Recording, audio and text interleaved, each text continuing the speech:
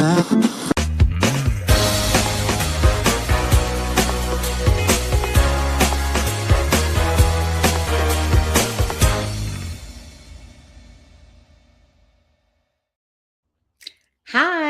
welcome to this episode of Coffee with Kathleen. I hope this finds you doing well, really, really well. I recently had to go get a whole bunch of vaccines, speaking of doing well. And the reason is because apparently, me going back to school and wanting to be on campus, they needed me to prove that I'd had an MMR vaccine, and I lost that paperwork, gosh knows where, a long time ago.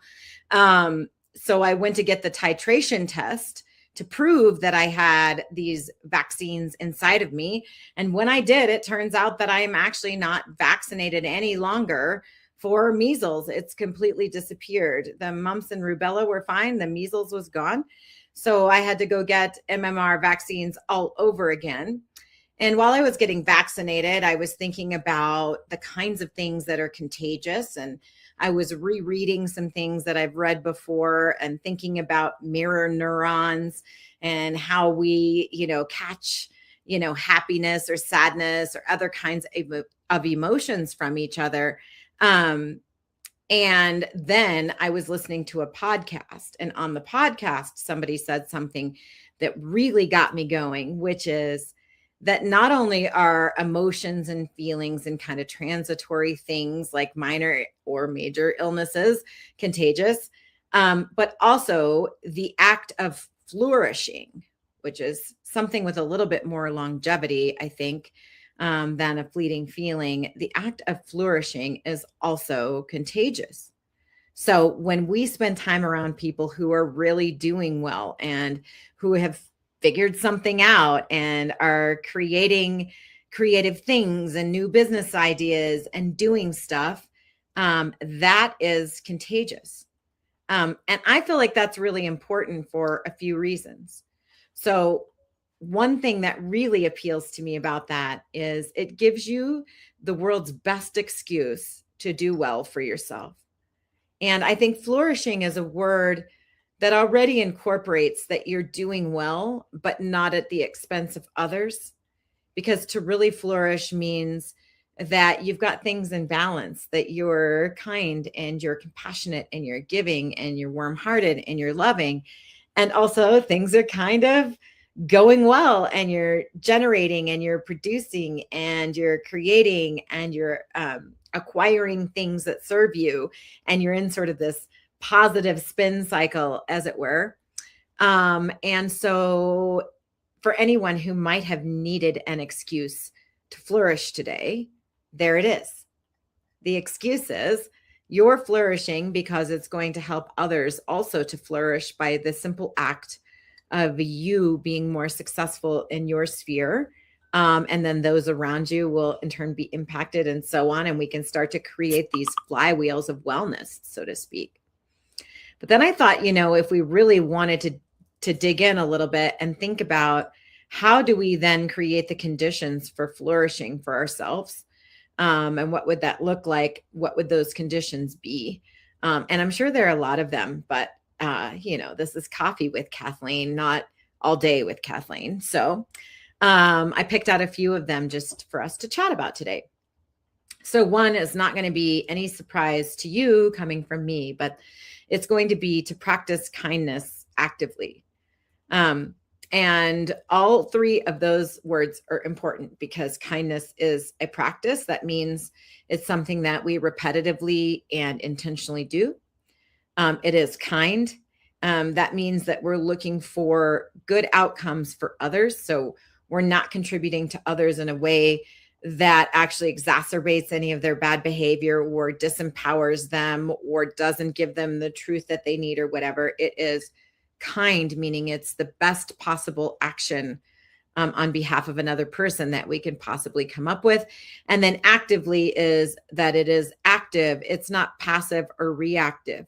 So you can be reactively kind as well. And that's awesome. So someone tells you to have a great day and you're like, yeah, you too, like reactive kindness is great.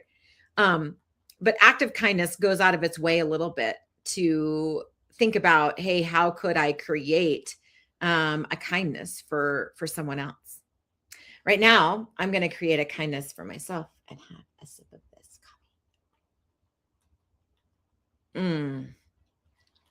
It's a good one. Okay. So that's one thing, is practicing active kindness, practicing kindness actively. And then secondly, and this could be part of your kindness practice or separate from it, but it is really good to figure out and leverage your superpowers, your signature strengths, whatever you want to call them. And then to think about how those things can permeate everything that you do. So many of you know, I just mentioned also, I'm back in school. I'm doing an MFA program in creative writing at Naropa University. I'm so super excited about it. It's going so well. I do feel like creatively I'm blossoming, and that is just really lovely and wonderful. The way that it feels, the output that I'm generating. And I'm just moving through the world in such a way where I see the world as being a little bit more magic. In writing, we talk often, and you've probably heard of this, whether you write or not. We've talked often about finding your voice and all of these things. And so I would say my writing has a pretty strong voice. And so when you read something that I've written, oftentimes, if you're familiar with my creative work, I would think it would be pretty easy to be like, oh, I'm reading something that was written by Kathleen.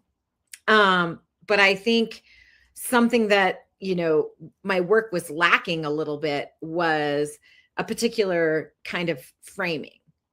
Like, in order to be, really Kathleen, and to really convey what I want to convey, and to really embody everything that I want my writing to contain, like, what else does it need to have in it? Because some pieces that I write are really good, and some pieces that I write, they fall flat. I mean, and this is the true nature of any artistic endeavor. And so I'm embarking on this now on this writing project for the last part of my term at school here.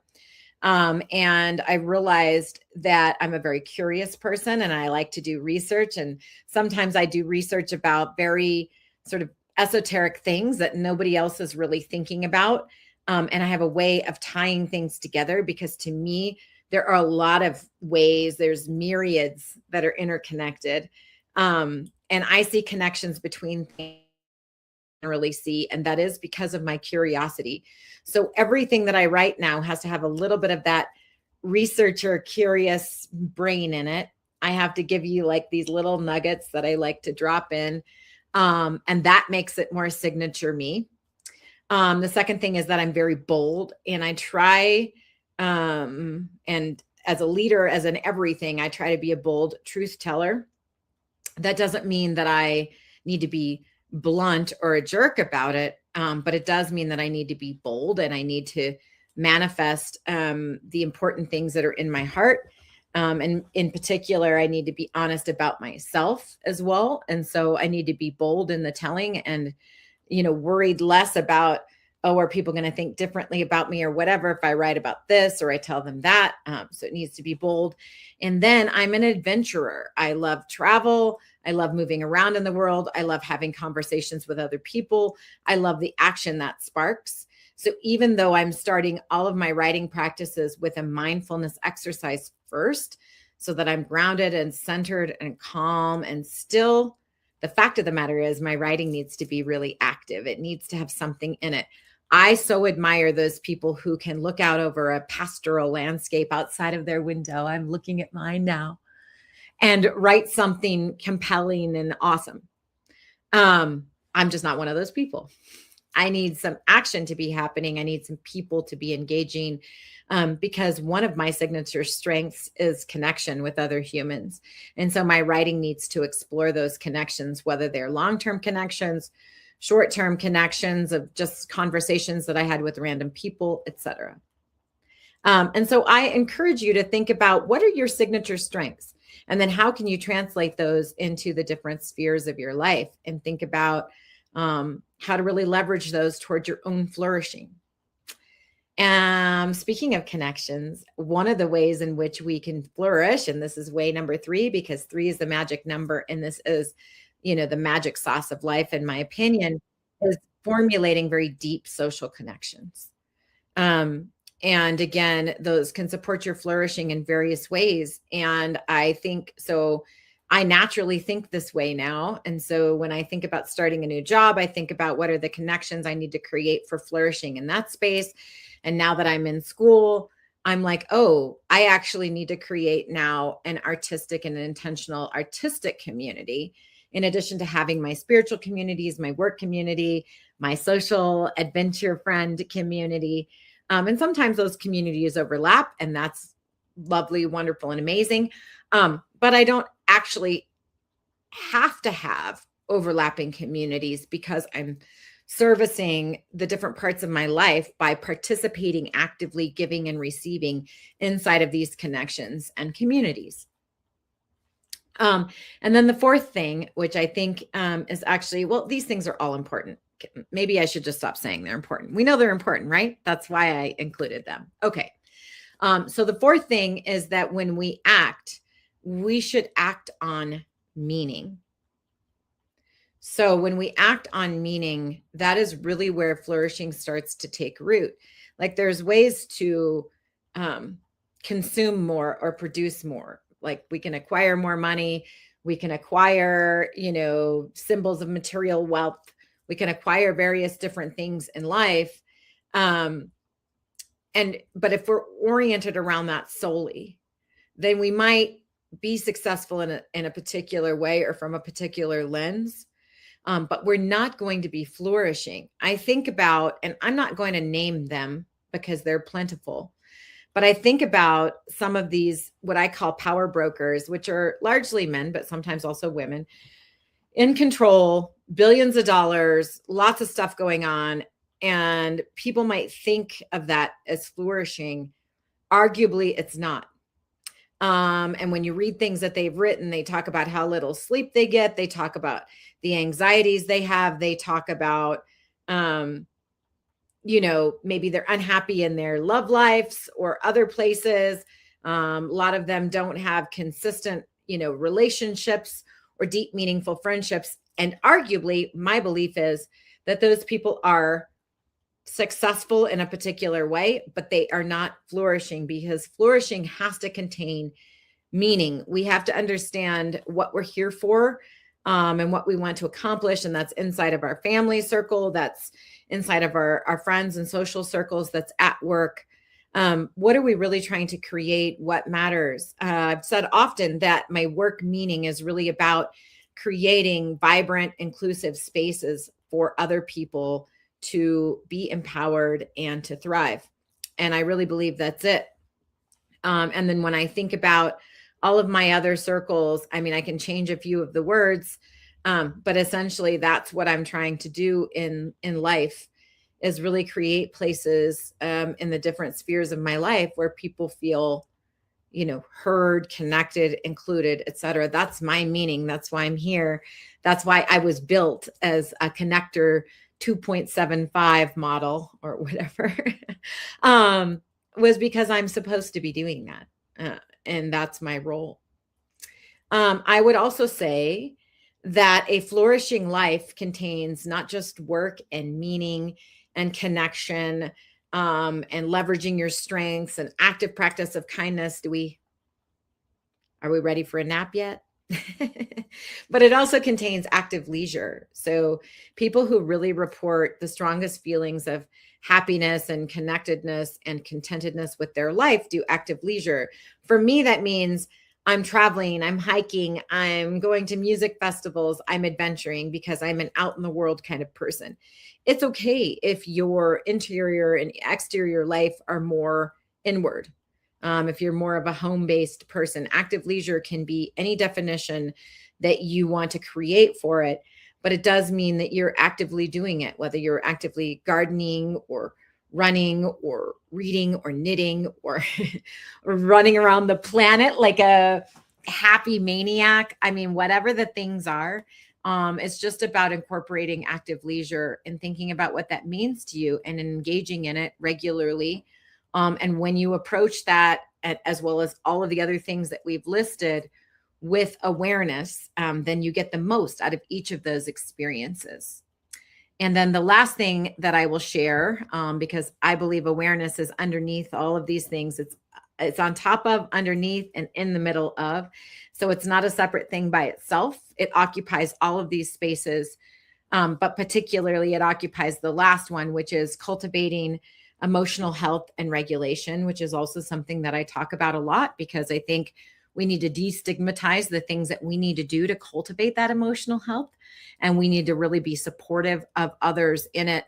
So I talk often about having a therapist. I talk often about different things that I do to try to cultivate my emotional health as much as possible, and to really lean into doing that. I know a lot of people that, kind of wear as a badge of honor the fact that they don't, want to go to the doctor, don't go to the doctor, and they brute force their illnesses, and they brute force their mental health and their physical health and all of that. We need to stop celebrating that. We need to rain on those people's parades just a little bit with that active kindness and wise compassion and good words and whatever, because we really want flourishing people, and flourishing people actively take care of their health, which I'm focusing on emotional and mental health today, because again, I feel like that has every bit of space in leadership conversations and business and so on. But we need to do that. And then practically speaking, when we've got these 5 things, the active kindness, the leveraging our signature strengths, deep social connection, acting on meaning, engaging in active leisure, whatever that means, cultivating our emotional and mental health, underpinned by awareness. The best and most integrated way to think about this, or any of these areas which are maybe not fully present for you today, is for you to think of just 1 to 3 things that you could do to improve or strengthen these areas. And then think about what are the daily habits or weekly habits that would support those things, and then write them down and practice them. And so there are a lot of different ways of writing them down. There are apps you can use. There's obviously notebooks, there's keyboards. There's a lot of different ways that you can capture those items for yourself. But that's the practical next step, is to take this from something that sounds philosophical and inspirational that you can head nod to, into something that you're actually doing in your life, is to create a little bit of plan around it and to break it down into little actionable steps that you also write down in some form or fashion, so that you can follow and live by it. And so with that, I look forward to your flourishing and mine, because we are going to support each other on this flourishing journey. And as a result, it's going to magnify our own positive swirls. Cheers.